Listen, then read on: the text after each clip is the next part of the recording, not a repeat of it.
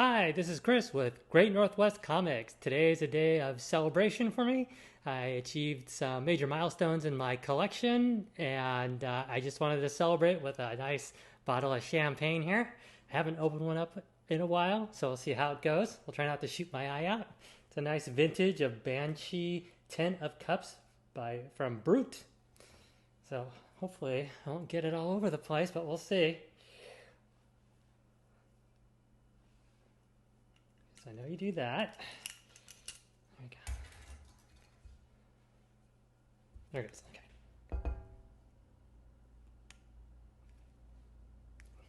Almost there. Can feel it.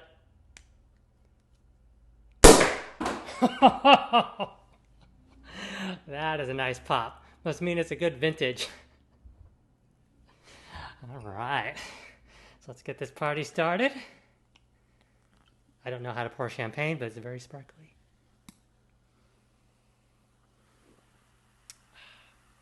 Not bad, not bad. So, you're probably wondering what we're celebrating.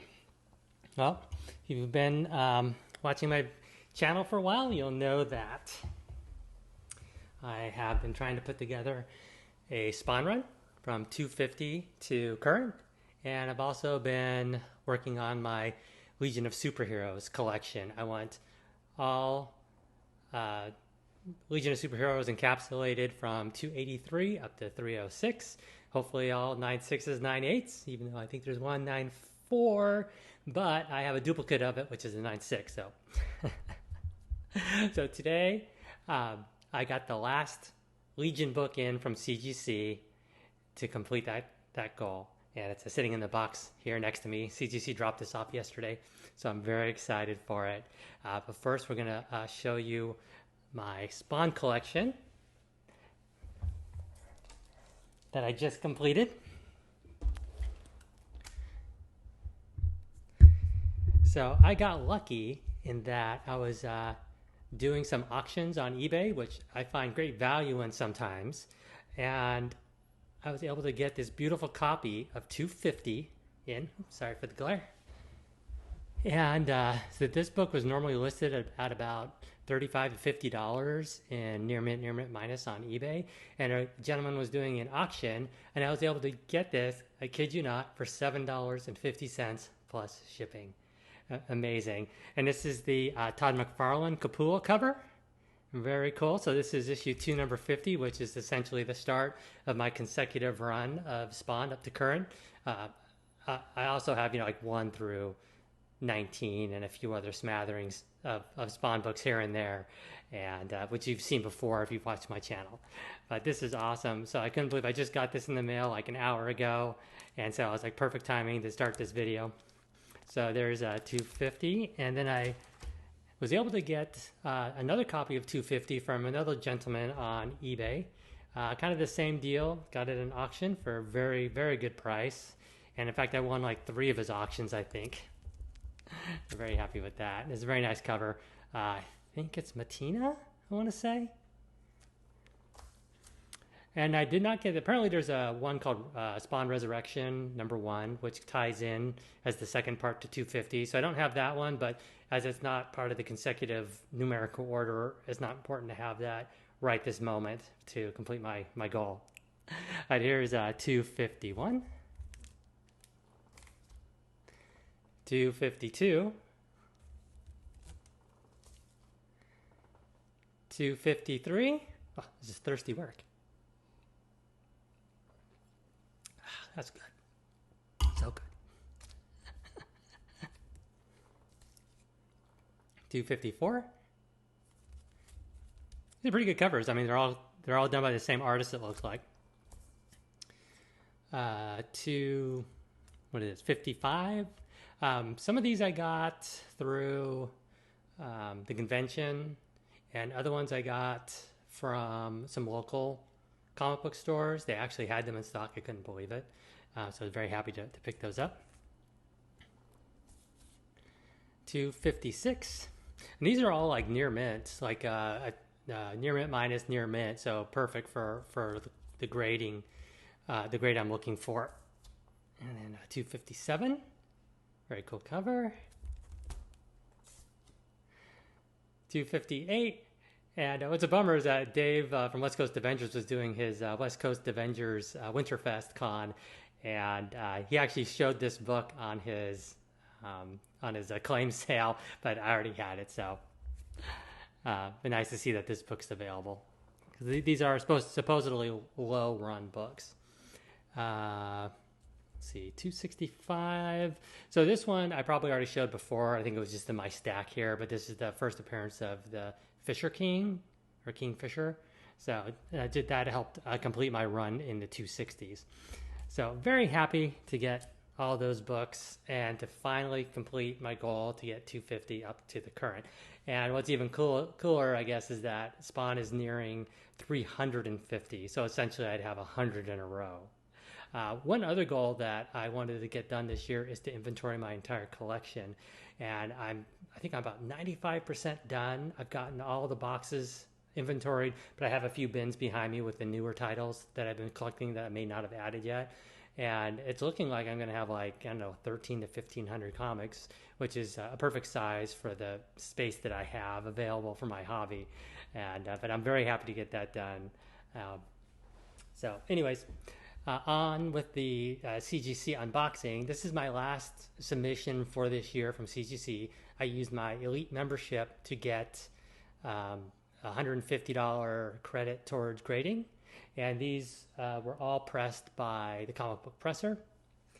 So I had my wife help me out a little bit. She put these into order for me so I could...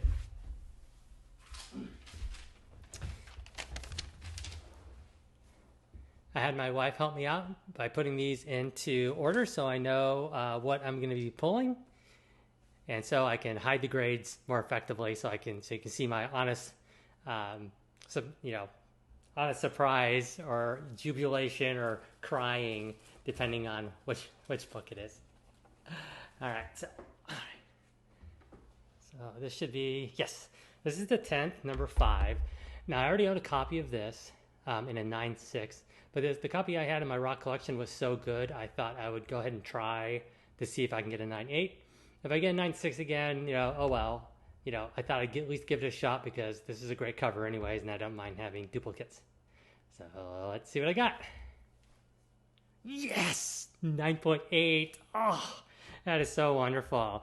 I can probably go ahead and sell my 9.6 then now that I've upgraded this. I was on the fence on this one. I just didn't know if it was going to be a 9.6 or a 9.8 because I think CGC tends to grade these a little more harshly for the more modern books. So very, very happy with this one. Wow. Beautiful cover of, I think her name's Esmeralda? Esme? They call her Esme, I think, in the comic book. I haven't read it in a while, but that's definitely one of my favorite covers. Next up is the 10th, number 11. And this one's a variant cover, very striking, and you'll see why. I think if the Bronze Age nerd saw this book, he probably put it on his booty list of the week or whatever he calls it. I think this is a David Finch cover. I'll read the description of it when I pull it out. So this is another great one. It's a variant. There's actually another one with one of the characters on the cover, I think in the schoolgirl outfit, like she's going back to college or something. I forget. But anyways, let's see what I got. Ooh, 9.0. I was worried about this one because it had some issues on the back. So this cover is done by Tony Daniel. And very striking. I took a chance on this one. Still a great book to have in the collection. These are actually kind of hard to find. There's very few of these graded. There's only like maybe 10 on the census. It's pretty low. So my brother actually has a nicer copy of this than I do, and I tried to get it off of him, but he wouldn't go for it. So I told him he should try to get it submitted. This is also a darker cover too, so I can totally understand why I didn't get the grade. I still thought it would be a little higher than that, but you get what you get. So, but still striking cover. So, right on to the next one. Okay, now this one should be, yes, the Amazing Spider-Man 252. This is the one I got from Joe from 360 Comics, and he graded this as an 8.5, and then I found out that it had a dog ear on the back. And the comic book presser did a great job of smoothing it out, but you can still kind of see like the shadow of it. So looking at CGC's grading guidebook, anytime you get a dog ear of like an inch or more, I think it automatically drops it down to an 8.5. So again, this was pressed by the comic book presser. So let's see if Joe got this right, or if CGC has a different opinion. Ooh, 8.0. Okay, yeah. I think this is the only 8.0 I actually have. So it is the first appearance of the black suit Spider-Man. Ties with Marvel Team Up 141 for first appearance of the black costume, Amazing Fantasy 15 homage cover. And so that's too bad. I don't think I'm married to an 8.5 versus an 8, but I think I may have overpaid a little bit for this one, because I've been seeing 8.5s graded going for basically the price that I paid for the raw book that I paid for this. So I think I didn't get the timing right on this purchase. But also, this is a direct edition, and there's actually a price difference between the newsstand and the direct edition. And sometimes I see prices for the direct edition actually higher than the newsstand. I don't know why, but that's what I've seen. But I basically I'm into this for about with pressing and clean and submission, I'd say about $220. And I think you could buy an 8.5 for about $165 to $180 right now. And an 8.0, you know, I don't know what those go for, because I anticipated this being an 8.5 or even a 9. So that's too bad, but it's still a great book to have in the collection. And you know, some dollars spent now today aren't going to make a huge difference 30 years from now. So, but I'll be happy to have that in my collection, or maybe even use it as a trade item for another grail that I want to get. So I'm not going to get discouraged on that grade, but still a great book. All right. Next up should be, this one should be a good one. Let's see here. Oh yeah. This is Spawn 221. It's a homage to the book I just showed you in Amazing Fantasy 15. And I got this one, was it eBay again? Probably. And when I saw it, I was like, man, this is a 9.8 all day. And then I got it pressed. So I think it's going to be hot up there. So let's see what I got. Ooh, 9.6. 9.6. Not bad, not bad. For the price that I paid, and including grading and pressing costs and stuff, I'm still have a little equity in this book. It's a beautiful cover. It is a beautiful cover. I thought for sure it was going to be a 9.8 because it was so beautiful. It's perfectly wrapped. It's a McFarlane cover. Yeah, it actually doesn't say anything on here about it being a homage cover. Awesome book. Awesome book. Issue 121. Yes. Okay. All right. I won't be able to retire early on this one by cashing out. I have to work another 6 months. All right. Next up should be another Spawn book. Here we go. All right. So this is Spawn 300. I believe it's the second printing. And I got this one for a pretty good deal. And thought it looked good enough to submit in. I had it pressed, so it should be nice and flat. And let's see what I got.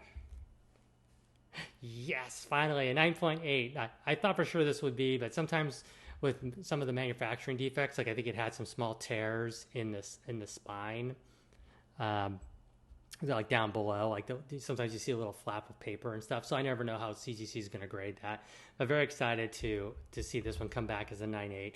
I'm going to compare this to the third printing. Is this the second printing or the first printing? This is variant cover J, Amazing Spider-Man 300 homage cover, and then I have the green one, which must be the second printing then, behind me over here in a stack of comic books. It's a very, very good looking book. Nice and flat. Now with this submission, what happened is I had the comic book presser send these. Let's see, did he send these back to me? No, I don't remember off the top of my head. I think I had these come back to me, and then I sent them out using my own shipping label and everything. So there was a little more additional handling on the books than just having the comic book presser submit them. But I wanted to use my credit, and I also wanted some of the books to come back for my collection that I wasn't going to submit. So I think that's where we're at with how that went down. Okay, so that is actually all the Spawn books. So let me know in the comments sections what runs you've completed recently, or what you're looking forward to collecting for next year. But I still got a few more books here to go. Okay. So remember, I promised you some Legion. Okay. Okay, this is a fun one.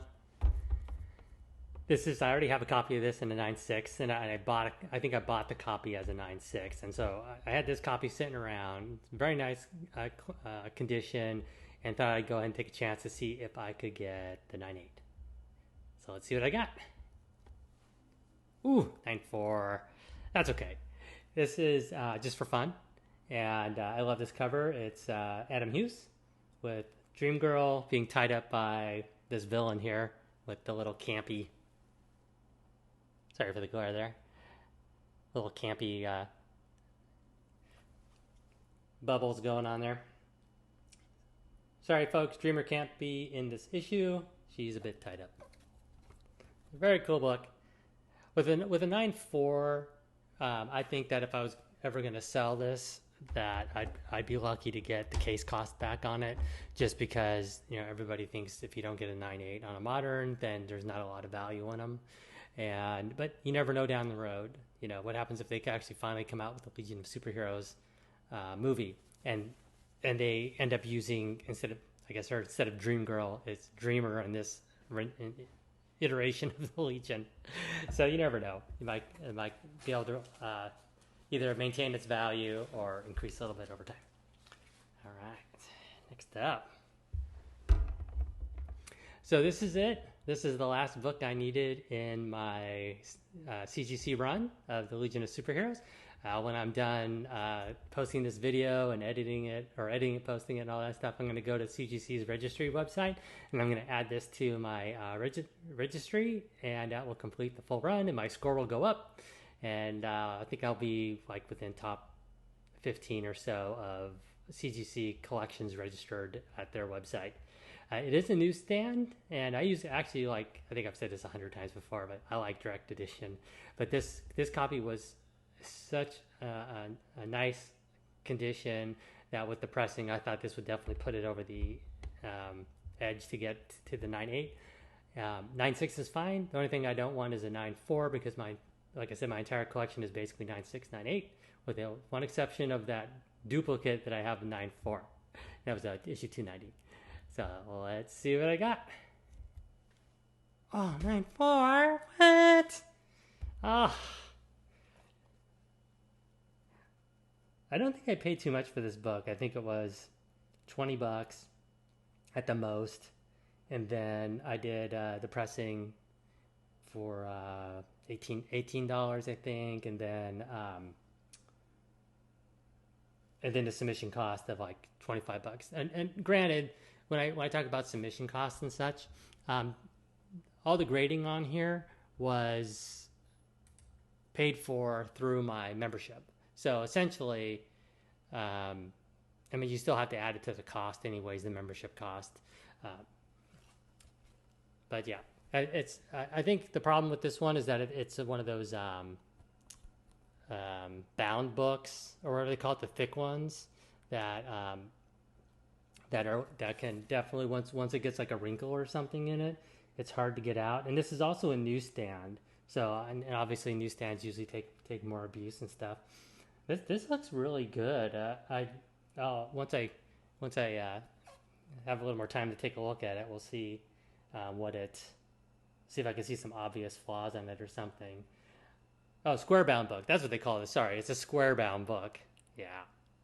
So I'm still very happy with this. I mean, I know it's a 9.4, but at least I was able to handle the book, evaluate it myself, send it in for pressing, and then send it forward to CGC. Where instead of just trying to take the easy way out and spending like over $100 to try to get a 9.8, because I think that's what they were selling for on online, like 100. Most of the time they were like 115 to 135 for a 9.8, and then 9.6s were about 100. So I'm still only into this book for maybe $40 or $50 total, and that's not bad. And again, it is a newsstand edition. Oh, in fact, they finally got it right too on CGC. They actually put that it is a newsstand edition, and this is a cover penciled and inked by 34 different artists. The anniversary issue. Oh, they actually didn't put in here that it's the first appearance of Garfield in comics. He's has a little cameo in the very back where it shows all the Legionnaires lined up. Too funny. Ah, oh, it's such a beautiful book. I can't believe it's a 9.4. All right. Anyways.